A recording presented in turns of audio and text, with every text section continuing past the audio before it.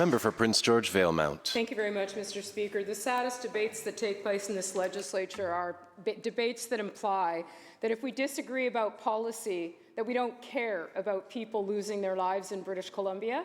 Nothing could be further from the truth.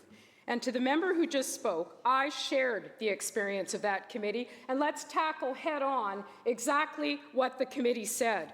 The member conveniently left out the part of the report that says, and I quote, "The committee discussed the letter of requirements to support BC's exemption under the Federal Controlled Drugs and Substances Act." And let's look at what the committee concluded, conveniently left out of every single discussion by members on the opposite side.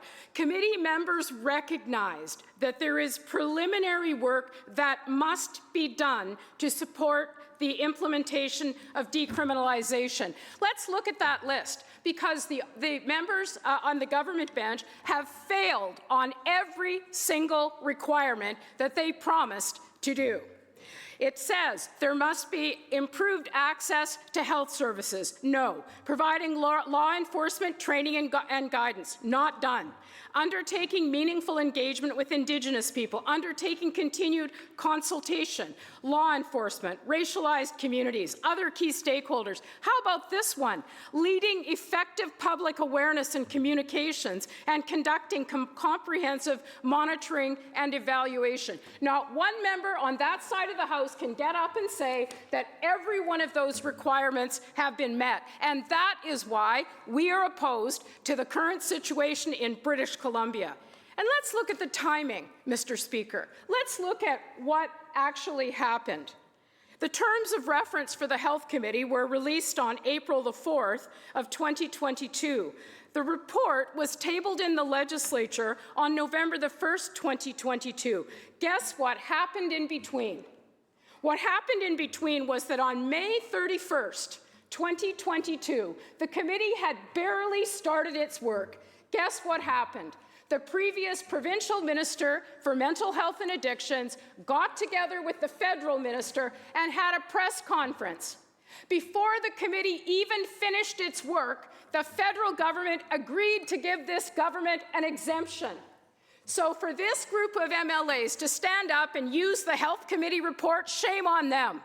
From 2020, in their platform, they made it clear that they were going to fast-track the move toward decriminalization.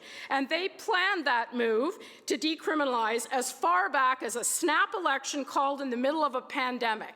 Then we have the government grant the exemption long before the report was ever tabled in this legislature. And to suggest that because a report was tabled and received, that every person here agrees with decriminalization is laughable at best and misleading at worst. Members know parliamentary procedure. A report is tabled and received. It does not mean blatant agreement, because if it does, how about the dozens of other recommendations in this report, never once referenced by a single member on that side of the House? Key recommendations about the gaps that exist in treatment and care and resources all across the province. So if they want to pick out decriminalization, they might want to go back and look at the dozens of recommendations that would change the lives of British Columbians in this province.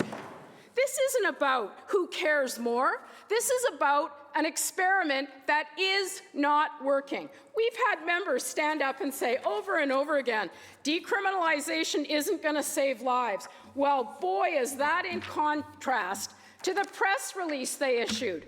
BC applies for decriminalization in next step to reduce toxic drug deaths.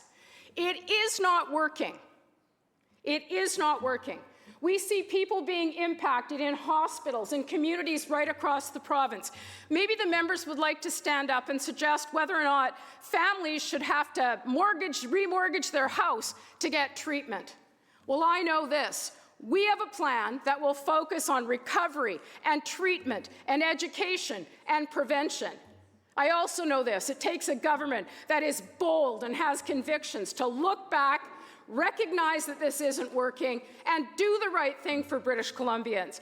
Add recovery programs across the province. Make sure people can get free treatment instead of free drugs. Better is possible, and I can assure you this side of the House understands that.